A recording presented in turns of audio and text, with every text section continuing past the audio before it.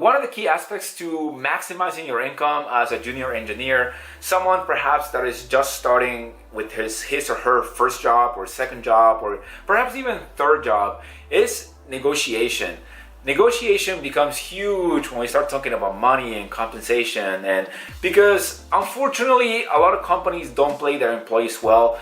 I've had nothing but good experiences with all the companies that I work for. I've been compensated well, but that doesn't mean that I didn't ask for more money. And I'm saying this because the first time I negotiated with a company, I was able to get an extra $3,000 added to my salary. And the second time I did this, I was able to get a 20% increase in my salary pay when I transferred from one company to another. Because think about it, companies are not going to give you the most amount of money that they can pay you.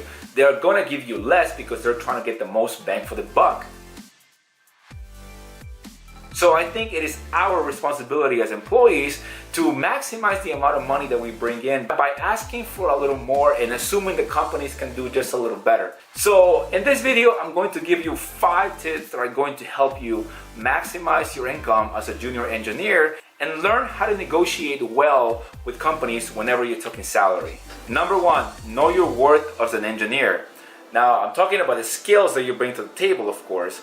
Now, a good starting point is Glassdoor.com and Salary.com, which are 2 great resources, in my opinion, that you can go and use to see how much other engineers are making in the market.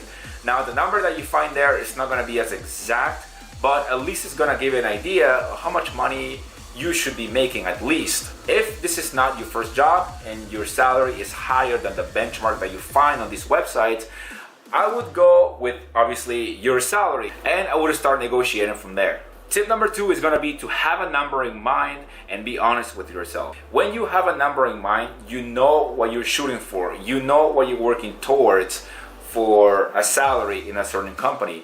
Don't give companies a range of money because they're obviously going to lowball you and go for the lowest amount of money they can pay you. But if you have a number in mind, you can go and negotiate and try to get the company as close as possible to that number. Now, a trick here is, for example, if you are looking to make $100,000 a year, don't ask for $100,000. I would ask for 105, 104, but also don't get too carried away and ask for too much money because the company may just reject you flat out.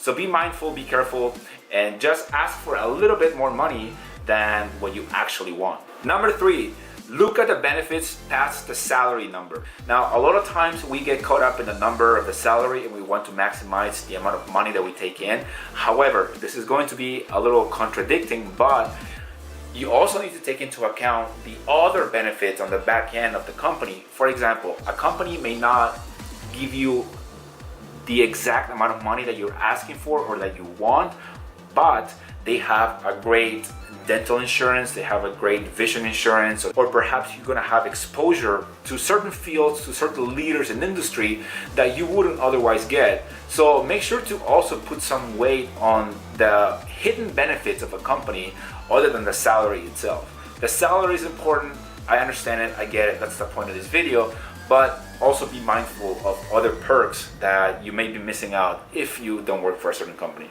Number 4 is going to be willing to compromise.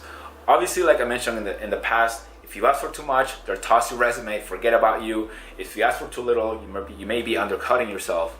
So how do you compromise? This is the key reason why I mentioned if you're looking to make $100,000, don't ask for $100,000. Ask for 105 or 104, and that way you're going to compromise to 100,000 when you are willing to go down in the number that you're asking for. And the last tip I'm going to give you on how to negotiate to maximize your income as a junior engineer is give reasons why a company should pay you as much. Now, I talked about this before in my previous video, how it's about the value that you bring to a company.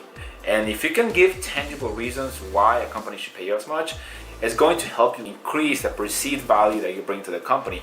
Now, of course, you're going to have to back up your claim with your actions. But if you highlight the value that you bring to the company is going to be more likely to be on your side and be willing to go a little farther than they would have otherwise. If you just focus on yourself and what you want, and you want this, you want that, and you don't really focus on the company and the value that you bring to them, then you may not get what you want. A good way to do this to increase your leverage and your perceived value is to keep logs and keep information or written emails or correspondence from professors or from previous bosses or from people that have ever complimented you. If you ever received a compliment, a written compliment, I highly encourage you to just keep those in a folder or keep them somewhere so that next time you negotiate with another company, you can use that, bring that folder and say, hey, this is what people are saying about me, so I want this much money because I bring this much value to the company. So it just increases your leverage and it's going to help you get more money. And the bonus tip that I have for you is to know when to stop negotiating, when to stop pushing the boundaries. Like I mentioned before, if you go too far or if you are too set in your ways, you may not get what you want and the company just forget about you and you may miss out on the job that you really want. So know when to stop digging. Like if a company comes back with a counteroffer, if the number the company counteroffers with is close enough to the number that I want, then I would just leave it there, because it's not worth losing out on an opportunity that you really, especially if you really want that opportunity and the job, you know. So to me, it's not really worth sacrificing an opportunity and burning bridges just for an extra $1,000 a year. Like to me, it doesn't make sense. Anyway guys, those are all the tips that I have for you in this video. If you have any questions or you want to talk about a specific scenario, please leave them in the comments below or you can send me a message. Don't forget to like the video, subscribe to the channel, and I'll see you guys in the next one.